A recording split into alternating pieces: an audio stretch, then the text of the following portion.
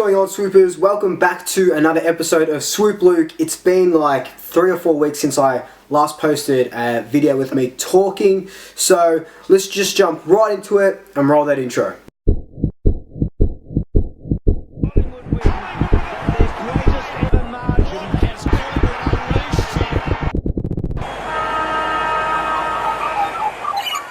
So right off the bat, I want to come out and say thank you so much for all the love and positive comments on that Brodie Grundy song that I wrote, Sign Yourself. If you haven't seen it, jump on my YouTube. It's the video I just released beforehand, or on my Instagram, it's there as well.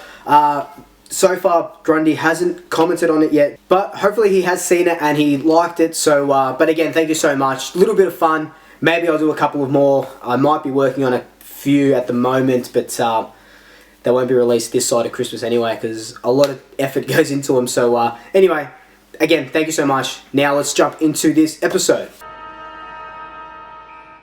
So the first thing I want to talk about is all our players that have just re-signed contracts. This year we re-signed 15 players. The big ones that we signed: Taylor Adams till 2024, Crisp till 2023, Will Kelly, Varco, Broomhead, I'm looking at the list now, Tom Phillips, Maynard, Sire, Wills.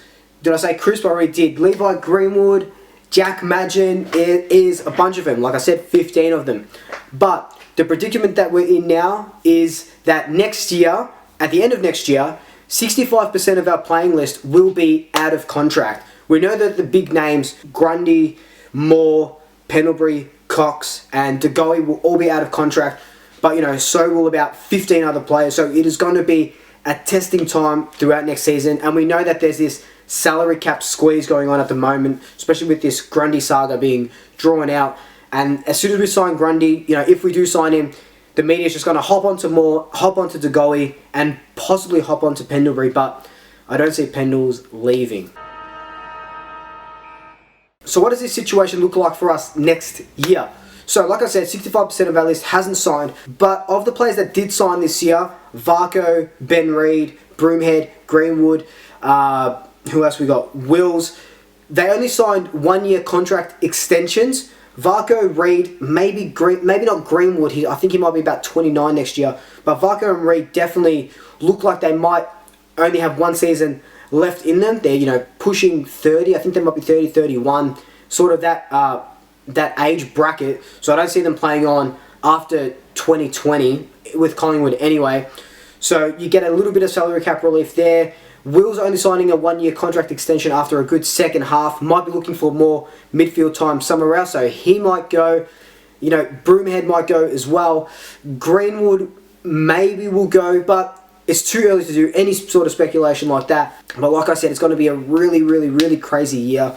We have to have our faith in Ned Guy, the contract team. The coaches get a say in it as well, but they'll know what they're doing. We don't know. We haven't got eyes in the club themselves, so they know what they're doing. They're going to steer us in the right direction, and they haven't done us wrong yet. So let me just talk about the big 4 names who are out of contract at the end of next season: Brodie Grundy, Darcy Moore, Jordan De Goey, and Scott Pendlebury. I don't see Scott Pendlebury leaving. I think he might be 31 next year. I don't see him leaving. I see him playing on, maybe on a reduced salary for maybe two extra years, I think. Brodie Grundy will sign that 7-year deal. He's always said that if Collingwood put a 7-year deal in front of him, he'll sign it. He comes back December 1st, I'm pretty sure. So I expect an announcement in a week or so after he comes back. The 2 for me, and I do think, and I want to know your thoughts, but I do think one of the 2 will leave: Darcy Moore, Jordan De Goey. Jordan De Goey, I think he's on about $700K at the moment, and I don't think Darcy Moore will be too far off that. If we're signing Grundy for over $1 million a season, it's not going to leave a lot of money. Like I said, we don't have eyes on our P&L.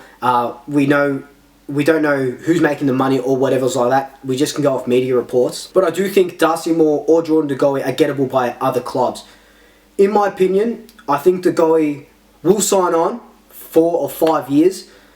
I think Darcy Moore at the end of next year will leave. There was interest with the Bulldogs, Sydney the year before. I do think that out of anyone, he will be the one that leaves. I don't want him to leave. I think he's going to be All-Australian next year. He's a big cog in our back line. We'll push for that premiership with him in the team. But I think he will be the one to leave. Leave a comment below who you think out of those 4 are going to be the ones that doesn't sign a contract and leaves us. Alright, now let's talk about our only signing for the trade period, Darcy Cameron. This is going to be a little bit of a Darcy Cameron deep dive. So, came from the Sydney Swans, only played 1 senior game, 2018 against the Gold Coast Suns. You know, didn't have a very good game, but he did get his senior debut. Spent most of last year and the year before in the NEAFL as a sole ruckman, pushed forward a little bit. But I do think he is a good signing. He came out the other day in a press conference, said that he would love to push up forward and pinch it in the ruck to help Brodie Grundy. He came because, you know, he wants to learn off Grundy and, well, wouldn't you, the best ruckman in the league. Apparently he takes a good mark, and you can see from all this footage that I'm showing now, he does take a good mark. Looks like he's a good set shot at goal as well, and a half decent ruckman, which is kind of what we want. We don't want Jordan Roughhead to pinch it in the ruck. And if Darcy Cameron's in the side, I don't think that Cox will be in the side as well. I don't see a forward line of Cox, Myercheck and Darcy Cameron working, because I just don't see all those tools working in the forward line. Against some of the lower teams it might, but not against some of the quicker moving teams like, you know, West Coast, Geelong, Richmond even. But I don't know, time will tell. So Darcy Cameron's 24, 204 centimetres, which is a little bit taller than Darcy Moore and a little bit taller than Brodie Grundy. So you can see that, you know, with that sort of height, he will be well positioned in the ruck, like you saw, well, not like you saw, because I doubt you saw him, in the NEAFL this season, just played as the sole ruckman. So as a little bit of a comparison, what I've did is I've compared Darcy Cameron's 2019 season to Mason Cox's 2019 season. Cox played 14 games this season, while Darcy Cameron played 11 in the NEAFL. I think he was stopped by a little bit of injury. But of those games that they both did play, their averages kind of match up. Darcy Cameron does beat him out in a little bit, but you also got to think that Darcy did play 3 games less than Cox, so his averages are going to be a little bit higher. But let's look through them now. Cox as a forward and a pinch hitting ruckman averaged 5.5 kicks, 9 disposals, 1.5 goals a game, and 4.4 marks a game. He also averaged less than 1 tackle a game and only about 4.5 hitouts a game. On the other hand, Darcy Cameron as a sole ruckman, a little bit of a pinch hitting forward, 4.7 kicks a game, 17 disposals a game, 5 marks a game, 0.7 goals a game, so less than 1 goal a game, 3 tackles a game, and 22 hitouts a game. So you can see that with that 22 hitouts compared to Cox's 4, and Cox's more goals than Cameron's average, that their roles were reversed. You know, like I just said, Cox predominantly forward, Cameron predominantly in the ruck. But if Cameron can keep these numbers up, and as a forward in Collingwood's forward line, 1 out in the goal square, which is where I like all my tall ruckmen, where I like all my tall forwards to play, you know, not up that ground BS, I think he will go a long way. Looks like he nudges Cox out. Seems to be a bigger frame than Cox, not height-wise, but just muscle-wise, which is exactly what we need. Takes a really good mark, and we just need him to use his body a little bit more than Cox does and not get pushed out easily in the contests. But stats are one thing, you know, their NEAFL is another thing. It's not AFL standard, of course, you know, none of these sort of leagues are. So I think in the preseason comp is going to be where you see him the most. If he has a blinder of the 2 games in the Marsh Community Series, he's going to go a long way putting his hand up for that round 1 game against the Doggies. Alright, so that was just a quick catch up, mainly because I haven't done a video in like 3 or 4 weeks. Coming up, I'm going to be doing my version of the Team of the Decade, so from 2010 to 2019. So watch out for that. That'll be a pretty good one, pretty controversial one.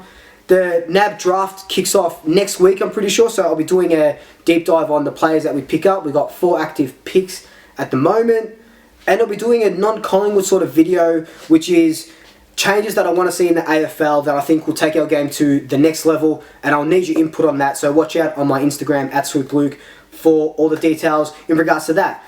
If you've watched the video this far, thank you so much for all the support. Like, comment, subscribe, tell your family, tell your friends, tell your pets, and until next time, double shackers, I'll swoop you later. Brodie Grundy, Darcy Moore, Jordan De Goey, Brodie Grundy, oh my god. God damn. And what's the other one? You dickhead.